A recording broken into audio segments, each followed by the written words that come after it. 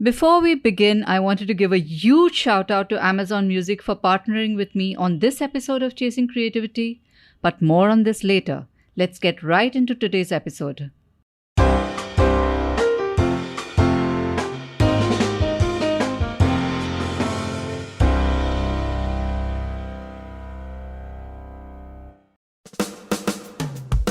Hello and welcome to this latest episode of Chasing Creativity. This is Kiran Manral. Today my guest is a dear friend and a very well-known author, Rashmi Bansal. Rashmi has written many books on entrepreneurship, and we're speaking to her today because she's switched tracks. She's moved to writing fiction with her latest book, Saturday Stories. Welcome to Chasing Creativity, Rashmi. Thank you, Kiran. It's a pleasure to be here. It's a pleasure to meet you after so long, Rashmi. I can't remember the last time we met. I think it's probably when Anak took us all out for dinner many years ago. People in Bombay don't meet unless they're at the airport or something like that. That's the tragedy of being in Bombay. But I'm so glad this gave us an opportunity to connect again. And you've written so many books on entrepreneurship, and they've all done so well. And they've sort of set a niche for themselves. Rashmi Bansal writes on entrepreneurship. What made you switch to writing fiction? To be honest, it was COVID. Okay. Because in April of 2020, when everything was at a standstill, I just could not imagine writing about entrepreneurship because people were literally struggling to survive, So the idea of business was not, very important at that time. It was more a question of life and death. But on the other hand, at home, there was nothing for me to do because unlike most of my friends, I had somebody who's been with me for many years. Her name is Lata. She's my house help and she's almost a part of my family. So I was not washing dishes and doing all those things which people were complaining about. So what do? I thought I should write something. I wanted to write because that's the thing that really gives me pleasure. And I mean, one day I got an idea. I wrote it. A short story, meaning a really short story. It's not more than 700 words. And my thought was that, I used to enjoy Jeffrey Archer and I used to enjoy all these stories which had a little twist at the end. In the tail. Yeah. So I wanted to do it that way. And the next day I got another idea, and the third day. So then I set a challenge for myself that let me write 30 stories in 30 days. Okay. Yeah. So that's how it happened. Because I think being an MBA, the only thing I can work on is a deadline or some kind of, structure. Yeah, schedule. That's interesting. That's very interesting. And I think that's something I need to learn, to set a deadline and to have a structure, because I just keep writing and writing and writing and then rewriting and rewriting. So it never stops. So this is interesting. Have a structure, have a deadline, get your work done. You began writing these short stories, and I read a few of them. They're lovely, and of course there's the twist in the tale at the end. Did you set out to chronicle the pandemic in a certain way? No, not at all. Because the stories are, I think, some of them, quite a few of them based in the pandemic. Because they were inspired by what was happening at the time. Sometimes I would read a newspaper article. Sometimes I would just get inspired by what was happening around me. But it was never about chronicling anything. It was just about having fun. And I shared the stories with a few of my own friends on WhatsApp and so on. And then they wanted to, read more. So it was just for me. I didn't write it even for publication. It's just that later on, I was approached by HarperCollins to publish the stories and give it a wider audience. Okay. But I didn't write it thinking, I'm going to make a book out of it. So what was your process like when you began writing this? Was it like, okay, I'm sitting down at the desk now and I'm giving myself 2 hours and I have to write a story in that? Was that how it worked? Yeah, but then the important thing was to get the idea for the story the night before or maybe the next day, or if I had multiple ideas, to just note them down. And then the actual writing process didn't take very long. Okay. Yeah. And there was no editing and so on involved. It was mostly what you see is what you get. Yeah. I remember, I think you were posting them online. Yeah. And you were posting your own work, and I think later on your students' work also. So how did that idea come about? So I started teaching, I think it was on 30th of May 2020. I just decided that, okay, maybe if I can write these short stories, and I never knew I had this ability, can I teach other people? So I put a little message out and I got 20 students. Okay. Lovely. But now what do I teach them? I don't really have, I have not attended a course myself. So I thought, what's my objective? I want them to be able to write a short story within 3 hours. I don't want them to just get fundas from me and then come back next time. They should get that kick that I have written something. So I just devised my own methodology of doing that. So in 3 hours, you do these 3 exercises. And by the end of it, I mean, the first batch was my Bakra batch, I don't know, it could have failed miserably. But they all, really enjoyed it, and they wrote a story. And that kind of gave me the confidence that, let me do more of this. And to be honest, at that time, because books were not selling, and, I am publishing my own books. So I have my own little company. It's called Pushfire Publishing. So, I had a couple of employees and I had to pay their salary. So I thought we should earn some money also. There was a lot of demand for this kind of workshop also. Because my workshop was open to anyone from the age of 12 to whatever. There was some retired, people also 70 plus who joined. And actually the mix of people in the same workshop works very well. You might think, we should just have school children. But having people with different life experiences, writing together and narrating and sharing feedback, that's the formula. So they learn as much from each other as from me. Okay. And you did this over Zoom? Yeah, it was all on Zoom. Of course, you have to keep the camera on. That was the condition. And then some of the really good stories, I thought they deserve an audience. So I started publishing those. What are your writing influences? Who are the people you read? Who are the authors you love to read? Jeffrey Archer, you've mentioned already. I used to like him, yes. There was a time when I was in college when I read all the Jeffrey Archer, Sidney Sheldons, all those people. So I think I go more for the, authors who tell great stories in a less complicated way. I'm not so fond of literary writing. Sometimes, yes, there are great literary authors also. But for example, I love Alexander McCall Smith. So Alexander McCall Smith, he writes 4 different books a year. He has different series going on, like Number 1 Detective, Ladies Detective Agency, then 44 Scotland Street, then something else. And I mean, it's just amazing. Wow. And he's so down to earth and approachable, and you can talk to him. I mean, I met him in the author's lounge, where the minders were like, no, don't disturb him. But I think every author likes to get some starry-eyed fans. So I was like that with him. And the same year, even Margaret Atwood was there, and she was also lovely. I mean, she also writes a book a year, even at, I think, 80 plus. My God, those are goals. I'm feeling embarrassed of myself now to hear this. No, it's not like that. See, everybody has their own pace and own output. But I'm just saying, I used to love 3 Investigators and all those story books. Like, I have read the entire library in my school. I had borrowed everything, and then I had to go to the teacher's cupboard, That was the last bastion left in the library. So I think I'm much more partial to storytelling than the beauty of the language. Okay, so you'd prefer a story that's told clearly and concisely. Recently I read Covenant of Water by Abraham Verghese, which has both. It has beauty of language and it has a great story. So, of course, ideally one would like to have that kind of a book, but I think story is what really attracts me. So what is your process like, Rashmi? Because you've switched from non-fiction to fiction. Of course, in non-fiction, your style of non-fiction is very narrative. You are telling stories in your non-fiction as well. But fiction, to imagine the characters, to bring them to life, to put in their backstory, and to tell it in such a short, condensed wordage, that's a challenge by itself. It's a skill by itself. So how do you make this? How did you find making the switch between non-fiction to fiction? Yeah, I mean, there's a thin line, right, which divides it to. Even non-fiction is not like, it's not the absolute truth. Finally, it's your version of an event, or your impression of a person based on certain facts. Like, what you cannot do in non-fiction is change the facts. If something happened, you can't write the opposite of that and claim it is non-fiction. I know in the Hindi movies, they do it. They take somebody's life story and then twist it and kind of change 80% of it to make it more appealing. So technically, we don't really produce biopics. Most of them are fictional, just inspired by somebody's life story. But I don't do that for my books. I do try to stick to the facts to the best of my knowledge. Right? I would research. I would find out from other sources also. So fiction gives you a lot of freedom, I felt. Like, yeah, you can take the story anywhere. And I found that for me, because I had this twist in the tail idea, there were 3 options. One is that I know the end, so I'm writing towards an end. Okay. So I'm kind of deceiving you so that in the end you get a twist. I know where the story is going.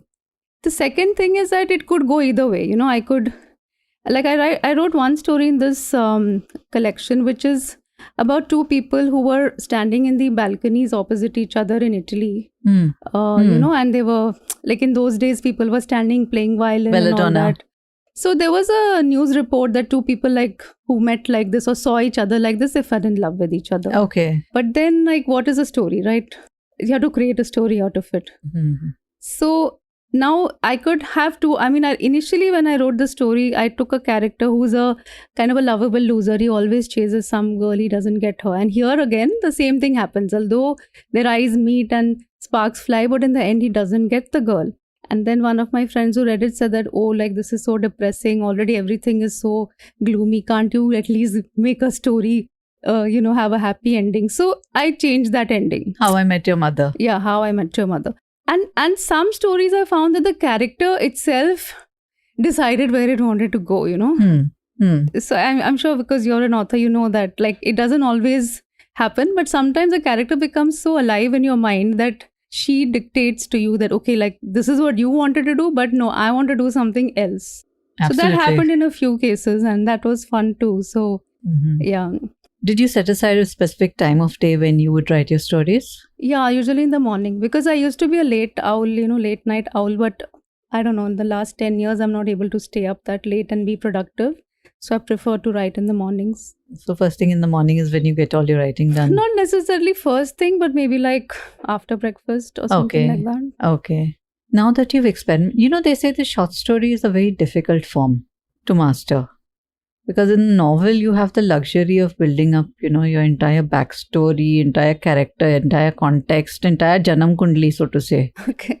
But in a short story, in a few strokes, you have to tell the person the context of, where they are placed, who they are, what their thing is, what the situation is. And you also really short 700,000 words at the max, I think. Within all that, to compress and give you a twist in the tail. So did you have to work and rework them to get them concise and yet pack in all the information? Did that happen? No, mostly, I don't know. I don't want to say it that redrafting is wrong. But for me, I found that almost everything I write is best the first time. I'll do some minor editing, but I usually don't rewrite it. Okay. So even for my books, sometimes I'll add a few things here and there. But the basic thing, once it flows, once it's in a certain, state of flow, what is produced then, it does not happen the second time if I redo it. Okay. That's my method. I'm not advocating everyone should do this. I don't tell my students they should do this. Each one has to discover their own what works method, for them. Yeah. That's lovely. How many total stories did you write? So there are 30 stories in this book and there are 6 which are from my students. This is the book, guys. Saturday Stories. 30 stories. And there are 6 which are written by my students. 6 from your students. How did you choose the 6? So after we complete the initial workshop, we have something called Writer's Gym. So I told them that you have to practice. Don't ask me for advanced course and all, because the point is you have to write. So we would, I would give a prompt every month and then they would write a story and then everyone would give each other feedback. Okay. So these stories published here are from the Writer's Gym. Lovely. Because they worked on their craft more, they polished up, they wrote like maybe a couple of dozen stories now in 2 years. Okay. And they could publish their own collections also, I think, now. So you're going to, this workshop continued from the pandemic time? So the workshop is a 3-hour workshop, but after that you join the Writer's Gym if you want to. Like a small number of people joined it. Okay. Because they commit to writing one story every month. They get a prompt from me on like in the first week or first or second of the month, and then on say 25th they have to submit it. Okay. And then we share all the stories with the group and they give each other feedback too. Okay. I think that's important because then they realize what went wrong with their own story too. See, feedback is a very delicate animal. I mean, it can help you improve your work, but B, it can also discourage somebody and make somebody think that they can't ever write. So how do you navigate that fine balance? to, because everyone here is very positive, right? It's constructive feedback. We're not saying, oh, you're hopeless and we're just saying that maybe the dialogue didn't sound natural here, So there's a form actually. You have to do some, you have to rate from 1 to 5 and give some comments. And I don't think if you don't get feedback, you can improve ever. Okay. Because people, maybe I have seen a lot of improvement, and they themselves say that, yes, we can see the difference between what we wrote on day one and what we're writing now. Isn't it a matter of practice, finally, also? You can't just attend 1 3-hour workshop and, so sort of say, I've learned everything and ho gaya mera. True, very true. We'll just take a short break and we'll be right back with Rashmi Bansal on Chasing Creativity. Now that you've dabbled in short fiction, are you tempted to write longer fiction? Yeah, but I feel it's tougher to write longer. You're telling me it's tougher to write shorter. It all depends, yeah. But it's not that I've moved to fiction and I'm not going to do the other books. I am working now on 2 non-fiction books. One is I am going to write a part 2 of some of my earlier books with the same theme, but a new set of stories like Arise Awake Part 2, Connect the Dots Part 2. Okay. So that will happen, like 1 a year will come out. Lovely. So a lot of your writing is research when you're doing your non-fiction. And a lot of it must be on-ground research as well as secondary sources. So do you gather all your research in place before you start writing? How is the writing process in non-fiction for you? Yeah, I think the most important thing is the choice of who I will interview, who I will feature. I think a lot of effort and thought goes into that. It's not always about who has the best story, because I always describe the book as like a biryani. So it has to have not just the very successful stories, which is like the rice. You need some meat, spices and tadka and different things in it, right? To give it a flavor. So sometimes it's just that person is interesting, or the field they're in is interesting, or the place they're from is interesting. I like to have a diversity from all parts of India. Like in a couple of books, I really went out of the way to find someone from Kashmir, because I felt that, Kashmir and Northeast. Generally, if you look for entrepreneurs, they're very easy to find in Gujarat, Tamil Nadu, Karnataka, Maharashtra, but you don't want to just feature those states. So there could be different criteria for my selection of people. Okay. I want people from different socioeconomic backgrounds, different life experiences, Everyone should not sound the same or feel the same. You shouldn't feel, I read this, same. No. So that's the secret, actually. Getting different stories. Also, it's a huge responsibility to be telling somebody else's story. And very often, you're balancing that fine act between, being an objective transcriber of their stories and also your subjectivity as an interviewer, as a, somebody who's putting the story down. Have you ever felt that dichotomy when you're putting the stories down? Yeah, but if it's too vast, then the story has to be dropped. Okay. Because then what do I do with it? If afterwards I feel that no, whatever this person has said is not ringing true and it's not backed up by what others are saying, then I'll have to drop it. But usually it doesn't come to that, because I would research them quite well. And over time, I've learned to sort of stay away from the controversial ones. No, I can't guarantee. Look, I can't say that everyone I feature will be a, permanent success in life, because the whole point is life is like this, Yes, it goes absolutely. up and down, and that's how business also goes up and down. Sometimes it is the environment, sometimes it's the leadership, maybe could not cope up with changing times. Sometimes it's unethical behavior. So it could be any of these things. But certain red flags are there. Now somebody is growing too big, too fast. I don't try to feature them. Even though others might say, oh, what a company. I haven't so far featured any unicorn. Because I just don't know. I don't think many of them will survive after 10 years.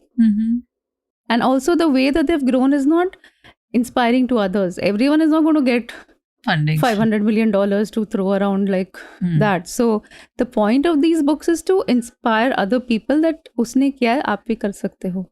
So a much smaller story done in a more dedicated way, the old-fashioned way. Of course, you have to use new technology and everything, but I think that has more potential to inspire, people across the country. So it's more the slow and steady growth stories that interest you and you look to feature them, rather than the flash and dash of the unicorns or whatever. Yeah, but we have to see, how long they last. We already were seeing some of the companies crumbling, and some of the ones which I thought would crumble are crumbling. So I should write it down somewhere. Check after 5 years. How does Rashmi Bansal unwind? How do you recharge your batteries? I just like to discover new places, new things. Like just before I came here today, I went to some restaurant which I'd never been to, for example. Or I love to travel, but travel like not like a backpacker anymore. But I went to Italy a few months back, and I could have stayed in hotels, but actually I stayed in these church guest houses. Okay, How lovely. so I found these listings which said it's very good, and I thought, let me try it out. So it was a totally different experience. So I think I keep looking for some new experiences, and travel definitely gives that to me. Otherwise, I guess the usual stuff. I mean, I love reading. I've rediscovered reading. I know it sounds a little silly, but there was a time when I also found I'm not reading much. So then I started carrying a book with me on Kindle or, with me physically, especially when I'm traveling. Because I go to Ashoka University twice a month. I teach there. So the travel is very long. That's a long drive. So, yeah. So reading, traveling, music. Yeah, I guess meeting friends. Yeah. All that kind of thing. Yeah. Because you travel. I used to collect stamps and things. I don't think people have such hobbies anymore. Who sends postcards or letters anymore? But I still, sometimes when I go abroad, I do try to find a postcard and put a stamp and send it. Like when you go to Vatican, you can do that. Okay. I still do that. I don't know why, but it just reminds me of the old times when we were so crazy about stamps. We would go to school and exchange stamps. And some of the stamps I don't think even were real. Like there was some one called Ras Al Khaimah, which had very nice, beautiful stamps. I think it's part of UAE now. I don't know if it was ever a country, but they had these stamps floating around in the market, which were quite... I remember Magyar. Magyar is Hungary. Yeah, but then I did not know Magyar is Hungary. And I was like, which is this place? And I went through the whole atlas and I couldn't find it. This is a fake stamp. It can't be a real country. Posta, And then finally, I don't know and when Greece I realized. Was Hellae, Hellae. Li. Maybe my stamps are worth a lot now. I'll have to check. You should get them evaluated.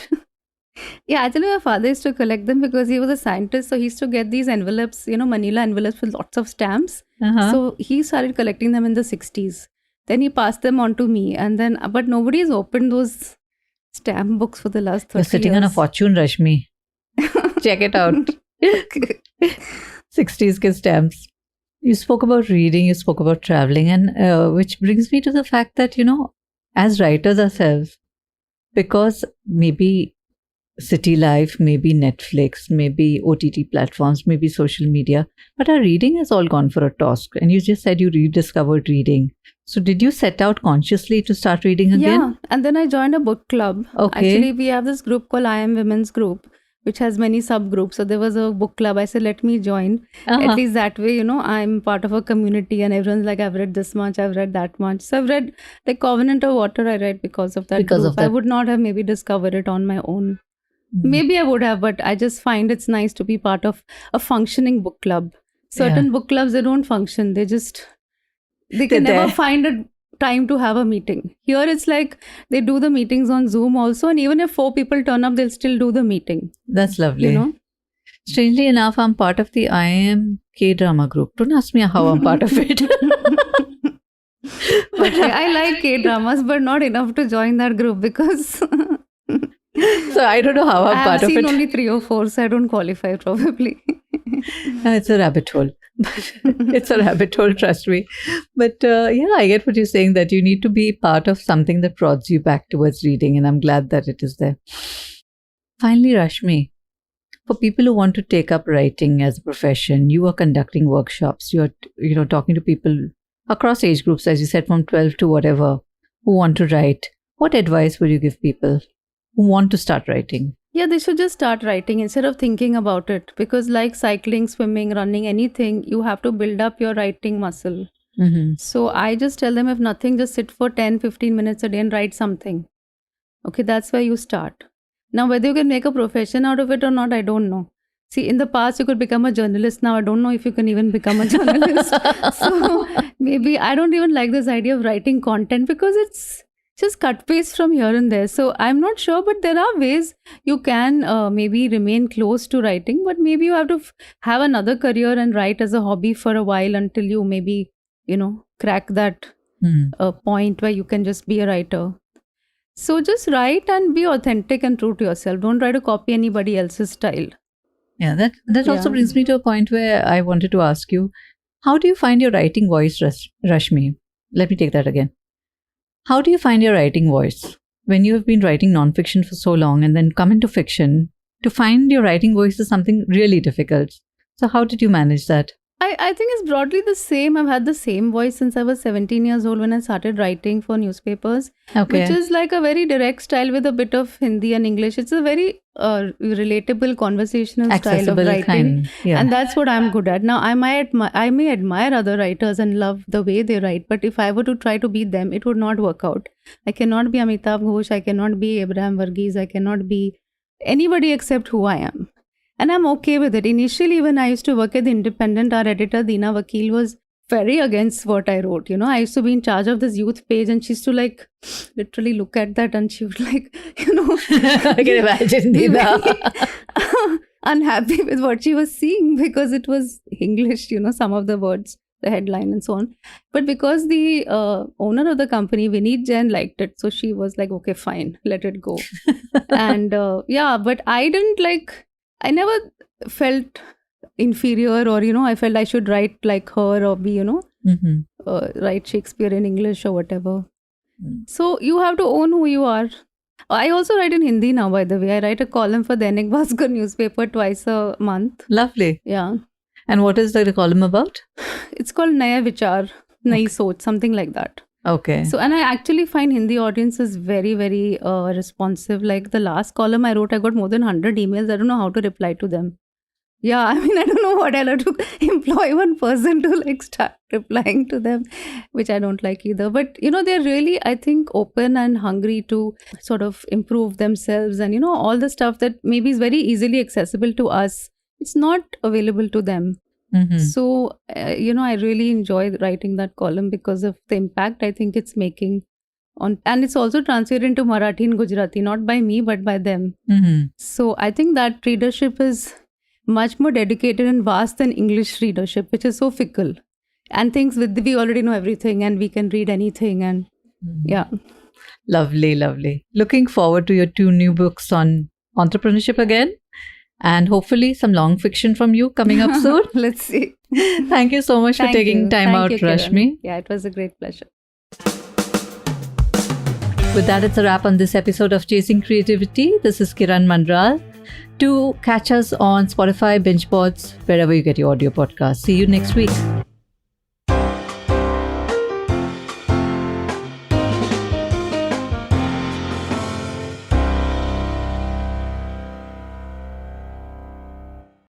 Thank you for tuning into this episode of Chasing Creativity. I wanted to say thank you to Amazon Music once again for partnering with me on this episode of this podcast.